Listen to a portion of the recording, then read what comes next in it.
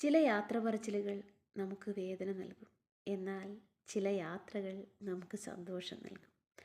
ഇന്നത്തെ ഈ യാത്ര പറച്ചിൽ എനിക്ക് വേദനയാണ്. ചിലപ്പോൾ നമ്മൾ ഒറ്റപ്പെടാറില്ലേ?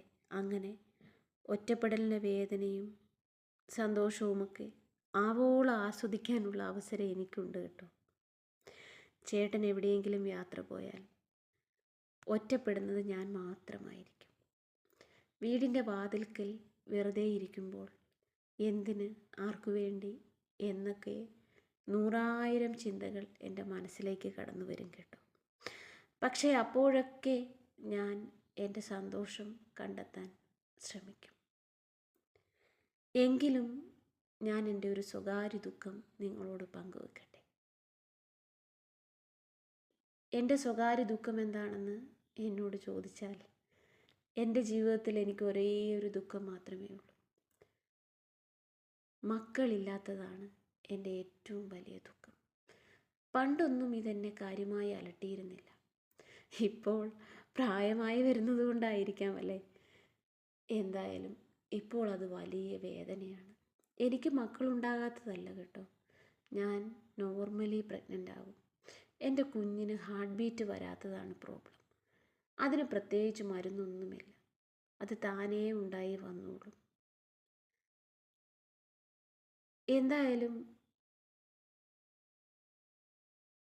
ഞാൻ ശുഭപ്രതീക്ഷയോടുകൂടിയാണ് ജീവിക്കുന്നത്.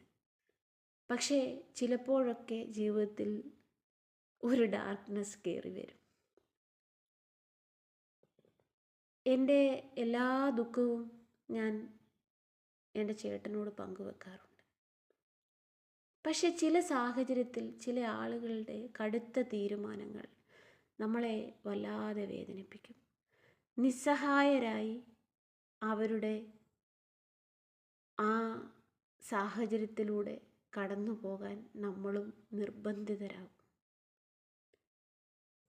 മറ്റുള്ളവരുടെ പരിഹാസത്തിന് ഉത്തരം കൊടുക്കാനോ മറ്റുള്ളവരെ സന്തോഷിപ്പിക്കാനോ ഒന്നിനും വേണ്ടിയല്ല എനിക്ക് മക്കളുണ്ടാകണമെന്ന് ഞാൻ ആഗ്രഹിക്കുന്നത്. എൻ്റെ ജീവിതത്തിൽ കുറച്ചുകൂടി നിറങ്ങൾ ഉണ്ടാകാൻ വേണ്ടിയാണ്. അല്ലെങ്കിൽ ഞങ്ങളുടെ ജീവിതത്തിൽ കുറച്ചുകൂടി സന്തോഷം ഉണ്ടാകാൻ വേണ്ടിയാണ്. അത് ഞാൻ ഇന്നേറെ ആഗ്രഹിക്കുകയാണ്. പക്ഷേ അതെൻ്റെ മാത്രം ആഗ്രഹമായി മാറുകയാണ്.